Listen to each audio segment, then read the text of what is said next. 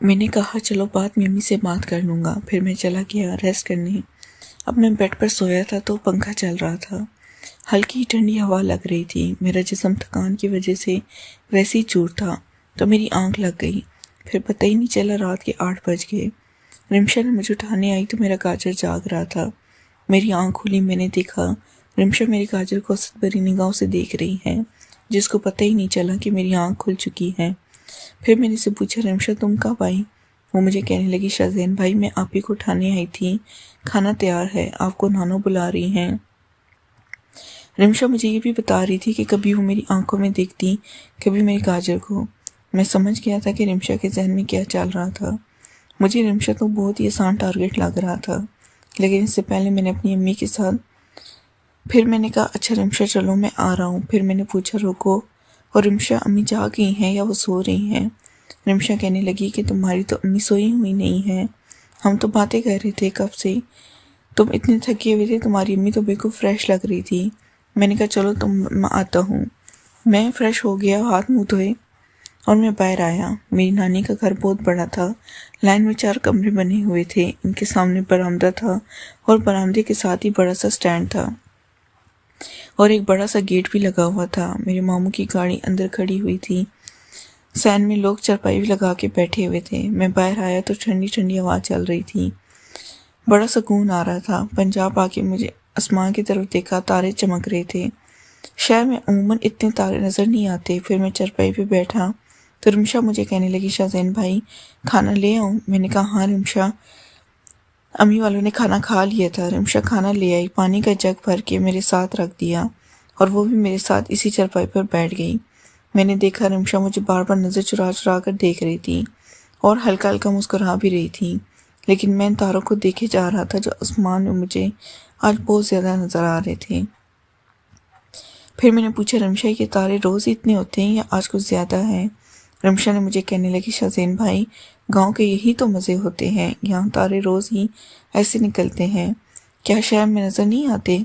میں نے کہا نہیں رمشا، شہر میں روشنی کی وجہ سے سب چیزیں نظر نہیں آتی۔ پھر مجھے رمشا کہنے لگی شاذین بھائی صبح میں آپ کو زمینوں پر لے چلوں گی، ہماری بہت ساری زمینیں ہیں، کافی ساری اناج اگلا ہوا ہے، کوئی سبزیاں ہیں، چاول ہیں اور ہمارا باغ بھی ہے۔ صبح تم جلدی اٹھ جانا، ہم صبح صبح ہی چلیں گے، وہاں پھول بھی لگے ہوئے ہیں، صبح صبح پھول کھلے ہوئے ہیں تو بہت اچھا نظارہ ہوتا ہے جو دل کو سکون دیتا ہے۔ میں نے سوچا کہ ٹھیک ہے، یہ موقع ویسے بھی اچھا تھا، رمشا اگر میرے ساتھ اس باغ میں چلی گئی تو وہاں پہ کسی طرح میں اس کو ورغلا کے اس کا کام اتار دوں گا، کیونکہ بچپن میں باغ میں نے بھی دیکھا تھا جو بہت بڑا تھا اور سنسان بھی تھا۔ میں نے کہا ہاں ہاں ٹھیک ہے ضرور چلیں گے۔ پھر میری امی نانوں سے اور گپ شپ کر رہی تھی۔ میں نے پھر امی سے پوچھا، میں نے کہا امی کیسا لگ رہا ہے آپ کو گاؤں میں آ کے؟ پھر میری امی کہنے لگی تم تو کب سے سو رہے ہو، یہی باتیں کر رہے تھے، بہت اچھا لگ رہا ہے۔ پھر وہ کہنے لگی صبح ہم سب باغ میں چلیں گے۔ میں نے سوچا کہ سب چلے گئے تو میرے رمشا کے ساتھ وہ والا کام نہیں ہو پائے گا۔ میں نے شاذین کو کہا، میں نے کہا یہ سب لوگ چلے گئے تو ہمیں مزہ نہیں آئے گا گھومنے۔ رمشا مجھے کہنے لگی ہم باغ میں چل کے الگ ہو جائیں گے۔ پھر میں نے کہا ہاں یہ بھی ٹھیک ہے۔ پھر رات کے 9 بھی بج چکے تھے۔ پھر دروازہ بجا تو انہوں نے کہا رمشا بیٹے جا دروازہ کھول، تمہارے بھائی آئے ہوئے ہوں گے۔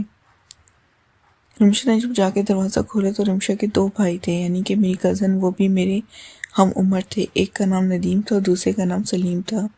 ندیم بڑا تھا اور سلیم اس سے چھوٹا تھا۔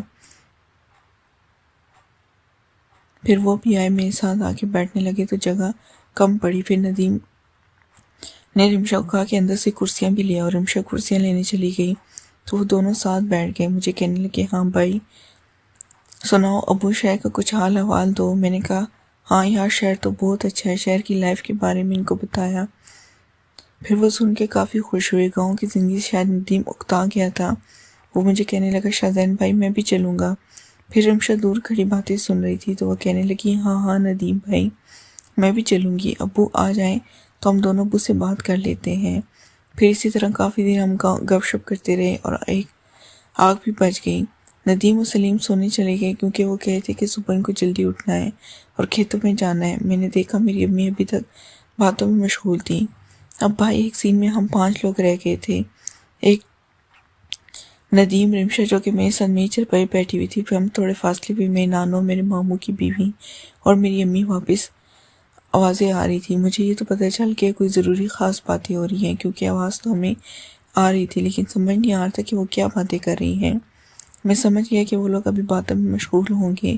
پھر میں نے رمشا سے کہا، میں نے کہا رمشا، میں تم سے ایک پرسنل بات پوچھوں تو تم مجھے بتاؤ؟ کہ وہ کہنے لگی، ہاں ہاں شاہزین بھائی پوچھو، کیا بات ہے؟ میں نے کہا رمشا، جب میں لاسٹ ٹائم گاؤں آیا تھا تو تم بہت چھوٹی تھی، لیکن اب تم جوان ہو گئی ہو اور خوبصورت بھی، تو یہاں پہ تم نے کوئی بوائے فرینڈ تو نہیں آیا رکھا؟